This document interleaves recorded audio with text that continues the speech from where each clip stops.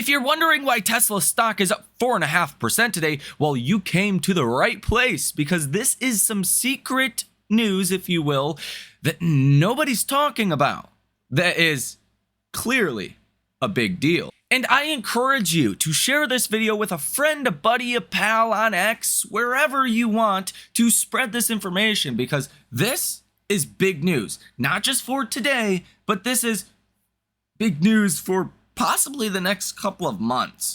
And I'm not going to waste your time. This news is China. There's stimulus hopes that are rising as the PBOC cuts rates and plans a briefing. China announced plans for a rare briefing on the economy by 3 top financial regulators just as it cut one of its short-term policy rates, fueling speculation officials are preparing to ramp up efforts to revive growth. This comes after last night the new unemployment figures were released for China. Ages 16 to 24 and people that are not in school, the unemployment rate rose to 18.8% last month. That is up from 17.1% in July and 13.2% in June. So China's economy is literally collapsing. Now, the unemployment rate for all age categories rose from 5.2% in July to 5.3% in August. So it's actually quite a miracle that Tesla has been able to put up some impressive growth numbers in China as of lately, considering the economy is basically collapsing.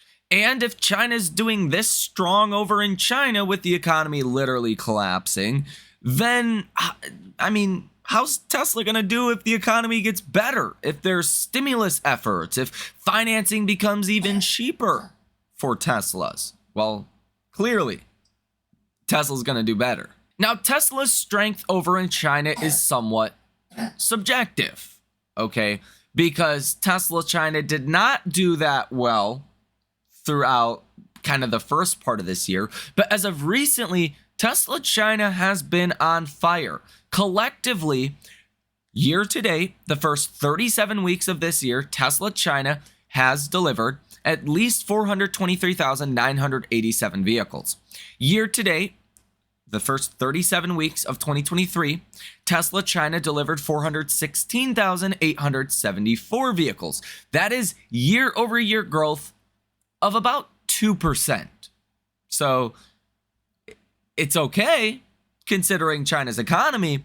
It's really the quarter-over-quarter numbers that are starting to look impressive, with Tesla China, what looks like grew about 20% from last quarter, or from Q2 versus Q3. So Tesla's strength in China is actually growing. It's actually accelerating at a time in which China might start to stimulate. That is a recipe for success for Tesla over in China. But continuing on, it says authorities announced Monday that central bank governor Pan Chongqing will hold a press conference tomorrow on financial support for economic development alongside 2 other officials. Minutes later, the People's Bank of China lowered the 14-day reverse repurchase rate, catching up with reductions initiated in July. Taken together, the moves bolster expectations for the PBOC to lower rates after the U.S. Federal Reserve finally started cutting last week, easing pressure on China's need to defend its currency. A slew of disappointing data in August raised concerns that President Xi's government could miss its annual growth target of around 5% without unleashing more support. Traders appear to be pricing in more stimulus, with the yield on China's 10-year government bonds falling to a fresh low of 2.03% in Monday morning's session. Now, as it says here, quote, a bigger package is needed than Monday's 10 basis point trim, said ANZ's chief Greater China economist Raymond Young. Other policy measures in the toolbox, such as the RRR cut, MLF cut, and mortgage rate cut, will likely be announced. So China's bonds dropped about 10 basis points today following this scheduled press conference, which actually means kind of like what happened for US markets.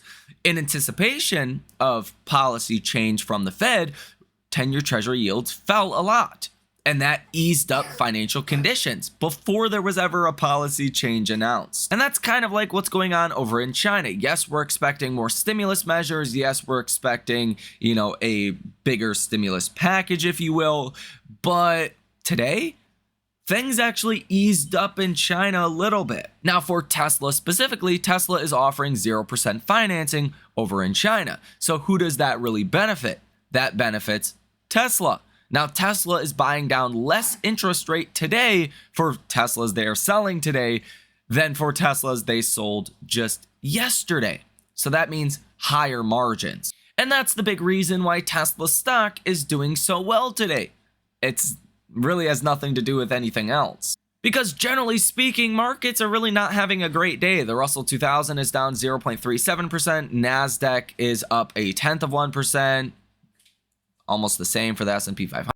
The Dow is barely red today. The VIX is about break even.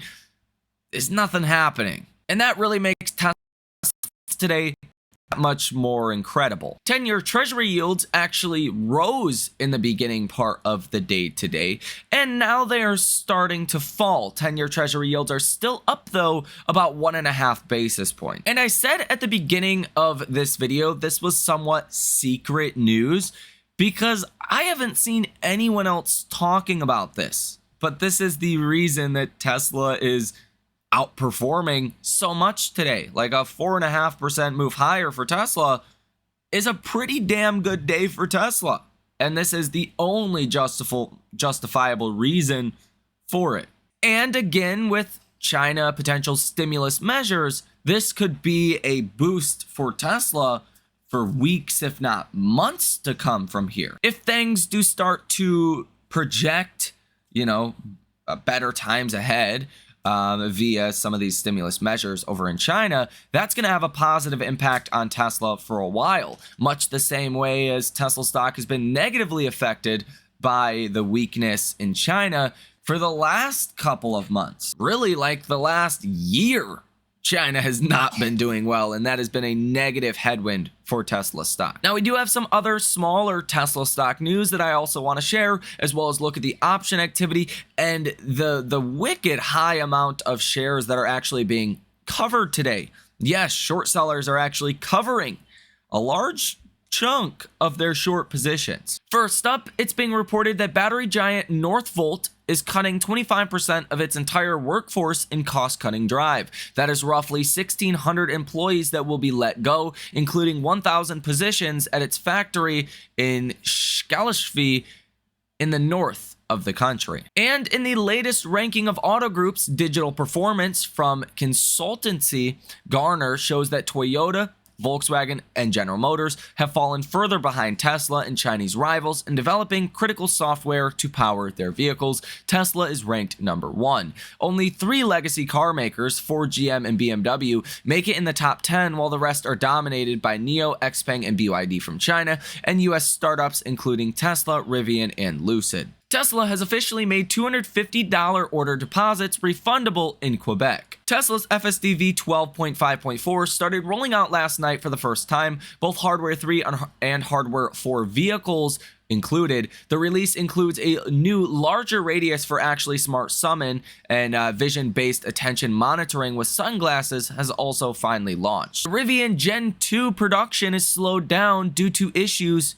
with a supplier, says Rivian's CFO. Joe Biden is preparing a ban on Chinese self-driving car technology amid fears vehicles could be piloted or disabled remotely. A proposed block by the U.S. Department of Commerce on the import and sales of cars that rely on Chinese software is expected to take effect on new models from 2027. A further ban on Chinese hardware will come into force from 2030. The ban, which will affect Russian and Chinese technology, will block sales of cars including hardware or software designed to connect cars to the internet, including microchips used to receive and transmit information such as location or traffic data, or to update self-driving technology. And in a new interview, GM CEO Mary Barra says, quote, "Our workforce is quite young. They are joining because they want to be part of a company that is going to change and lead in the move to electric vehicles." Using words like change and lead are pretty striking words, considering Tesla changed everything and is continuing to lead way ahead of everyone else. But hey, if GM's successful in electric vehicles, that is also good for Tesla, because still EVs in the US or on a global scale are a small portion of the total vehicles, so there's room for others to also be successful. Now, here on the day today, sentiment for Tesla is bullish at 68. Yesterday, it was neutral at 51. Message volume today is normal at 50. Yesterday, it was low at 36. And the participation ratio today is high at 55. We are finally starting to see a small but noticeable uptrend in Google search activity. The Model Y hit a recent low of 21 between September 1st and September 7th. Today it's at 24, so that's good. The Cybertruck hit a recent low of 48, now it's at 50. The Model 3 hit a recent low of 21, and now it's at 22 again. The Model S at 9, and the Model X is at 8. Option activity for Tesla is also a little bit higher today. You have seen 28 different trades totaling $13.31 million with a positive order value of 93%. Here on the day today, call volume is 64% and put volume is 36%, so well outpacing on the call side. Tesla's short interest of free float sits at 2.87%. You currently have $19.42 billion currently sold short in Tesla stock, totaling 79.64 million shares that are currently sold short. But look at this. Today, you have return shares of 7.04 million. That's the highest number I have seen in a very long time. And borrowed shares of 1.84 million. That means on net today, you actually have about 5.2 million shares that are being covered on, which is the highest number I have also seen in a very long time. And when you get big spikes of shorts covering like that, that tends to be a good sign for what's coming next. You can also see on a technical basis, Tesla is now above its most important near-term resistance level, which was this gap to fill around $246 per share. So as long as we close above 246, yeah, you definitely don't want to be betting against Tesla at these levels, especially if the speech from Jerome Powell is as dovish as I think it will be. That's going to be good for Tesla. And as long as the economic data this week does not disappoint, like durable goods orders and GDP growth rate quarter over quarter, final numbers for Q2, 8:30 in the morning on Thursday, or the PCE, personal income or personal spending data that comes out at 8:30 in the morning on Friday. If this data comes in good this week and Powell's dovish, there's a lot of reasons to expect Tesla stock is going to go higher from here. But we will talk about that a little bit more in the next video. Last but not least, Tesla's inventory numbers are starting to fall a lot more. The Model Y is at 5,600, which is a noticeable decline. The Model 3 is continuing to decline to about 4,100, Model X at 3,400, and the Model S at 2,400. Tesla also continues to run about 4,000 different ads with Google. The percent of stocks today trading above their 50-day moving average is at 63.8%. You actually have about 1% of stocks today that are breaking above that 50-day moving average. So it's kind of a mediocre day. It's not a terrible day. It's not a great day either. And last but not least, CNN's Fear and Greed Index today is at 64, which is about right in the middle of greed. On Friday, you were at 62. So you're seeing a little bit of a boost from Friday, and the CNN Fear and Greed Index is going a little bit higher. So let me know what you think about this information down below in the comment section. Hit the like button as well as subscribe to the channel if you have not done so already. You guys have a fantastic rest of your day, and I will see you in the next one.